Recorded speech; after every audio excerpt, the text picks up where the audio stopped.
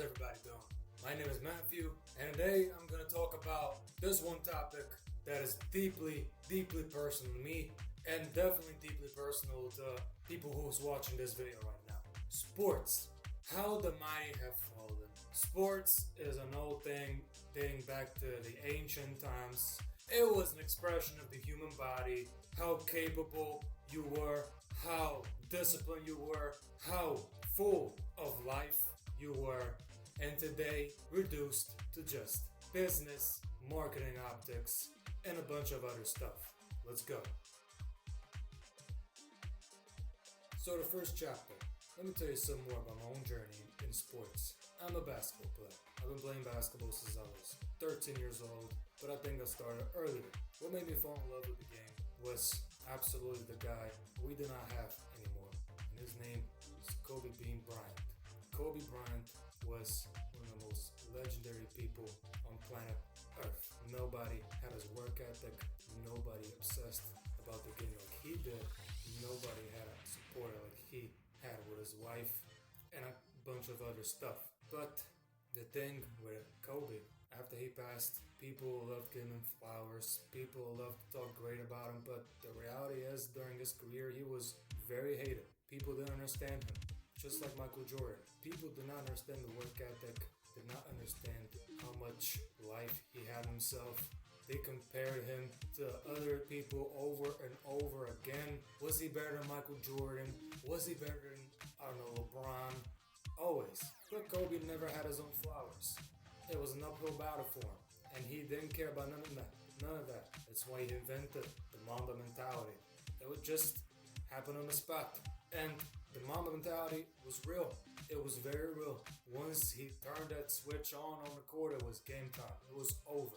You don't see that anymore in sports today. Sure, there's a few players maybe, but in the NBA especially, no.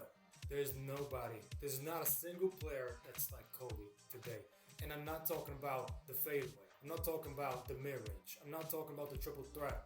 I'm talking about the mentality. It's there. Everybody's performing for social media. Everybody's performing for their sponsorships, endorsements, trying to look good pre-game when they walk into the locker room. That's all it is today. And don't get me started on the nepotism. I've been playing basketball since I was 13 years old. I mentioned that. 16 years old is when I first got to the club level and started playing actual organized basketball. And I had this coach, well, let me tell you, who was absolutely unfit of even being a basketball coach. He was an absolute joke. And I'm not just gonna try and attack him personally, I'm just gonna state the facts. He never played me for the first team. He never utilized me. He never respected me. He never gave me an opportunity, and he kept treating me like I was disposable.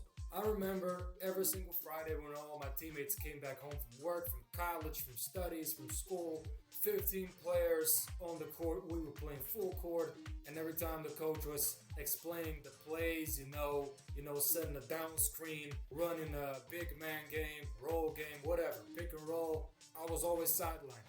I was always shooting on a basket to the side, on the other side of the court. He never utilized me. And then he blamed me at the end for not knowing how to run a play. Bitch, you never even explained anything to me. You yelled at me. You demeaned me, and not just me, everybody. And the people who are still on your team, they're nobodies. Oh, wait, you actually now don't even coach anymore. And that explains it. Because you yourself never even played basketball. A former teammate of mine told me that. You never even played basketball. And then he had the audacity to coach us. So, whatever. I left that team quietly, exit out the back door, literally and figuratively, never looked back. Yeah. And after that, I tried getting another team. This one was in the higher division, semi-pro. I was messaging, I was calling the coach over and over again. My own father knows him personally. He has a connection with him, and he kept telling me over and over again, sorry, our roster we got too many players. Really? See, this is what sports is today. It's really hard trying to break in on your own without knowing people first. This is the #1 killer in sports, and not just basketball. It's everywhere. It's football, it's soccer, it's baseball, it's tennis, it's everywhere. It's everywhere. It's no longer about the work ethic. It's no longer about how good you are, your talent. It's about how you navigate these political systems that have been created by these people for some reason. It's not how it used to be. It used to be simple. It used to be way simpler. I don't know what happened to sports anymore, and to be honest, in my opinion, I don't think it's gonna get any better. Like, just look what happened with the NBA, for example. I personally don't even watch the NBA. I don't even care. I have no desire of watching the league. It's just three-pointers. Players don't even play any defense because, well, in their defense, 82 games per season is a lot. But at the same time, look at Michael Jordan back in the 90s. He played every single game, and that era was 10 times harder than what it is today. It was way more physical, it was brutal, there was hand-checking, there was real trash talking, real heated rivalries, especially between the Bulls and Pistons. And today, everybody wants to be a friend, everybody wants to exchange a jersey. There's no real rivalries anymore. Rivalry is dead, loyalty is dead. Players just complain all the time behind the scenes, on social media even, and they just openly want to get off the team. They want trades. They want to play together. And that's what LeBron started in 2010 with the decision. That decision that fueled all the other decisions is the reason why we are in this state today. It's a bit more complex than that, but LeBron definitely played a big role in that. And then Kevin Durant in 2016. And now you see this piece of shit of a damn product we got today with the NBA. That's why I prefer the EuroLeague. EuroLeague is not perfect either. There are scandals, there are issues, but it's 40 games per season.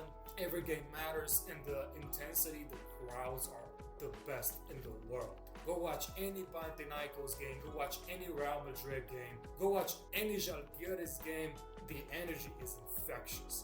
I mean, you're talking about crowds who will literally blow fire, sparkles, all of that. You don't see that in the NBA. All the people in the NBA, they're just on their phones all the time texting. Like, you got a girl who's texting her boyfriend, I'm at the game, you want to be there too? Like, they don't even care about the game. Like, I'm out here, I'm talking about discussing why the 5 hours spacing is important. I'm talking about why, 4-1 is important today, or any other offensive and defensive schemes. Nobody cares about the game anymore. People today are obsessed with looking good while playing the game. And don't even let me get started on these skills trainers today. They're a joke. Next chapter. Skills trainers have ruined all of sports. Back in the day, we used to play out in the backyard, out on the court, out in the field for hours, all day. And today, it's just about 5 sets of double cross between the legs 360 and any kind of combination. I'm sorry, coach, but that is not going to prepare you for the game. That's not going to prepare you for when you get pressed by 3 defenders full court when the game is on the line. That's not going to prepare you for anything. What prepares you for the game is by playing, by exposure. That's how you build confidence. That's how you build discipline. That's how you build everything you need to know about the game. And drilling plays with your coach. Always doing these specific drills and skills, they have a place too. But if that's what your entire focus is on, you are never going to succeed as a player. I'm just going to tell you, you are never going to succeed as a player. You need to be a complete player. You got to be able to utilize the pick and roll. You got to be able to read defense. You got to be able to get back. You got to have mental stamina, physical stamina. You got to have the will to play. And these players today, especially in the NBA, they just want to low manage. They want to low manage all the time. Well, Kawhi Leonard is a perfect example of this. This dude has been sitting out for the last 5 years or something like that. When is the last time he has played? With all due respect to Kawhi. Still getting paid $50 million a year. For doing what exactly? Looking at air? I mean, come on. Fans pay thousands to watch their favorite players and play. And they don't even show up to the arena. Like, it's just a disgrace. It's just a disgrace. Next chapter. So, how do we solve this issue then? It's very difficult because this is a systemic issue. The one way we can resolve this issue is if we get these players, all these coaches, and we just push them. We drill them, we play the game. We don't do the politic bullshit. We give everybody an opportunity.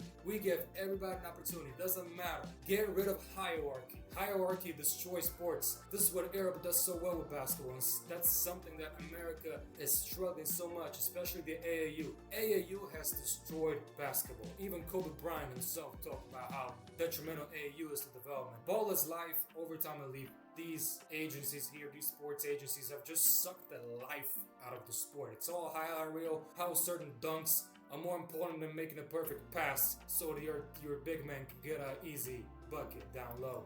That's more important, huh? A dunk is not way more important than that, huh? Yeah. We need to drill fundamentals back. We need to watch game film.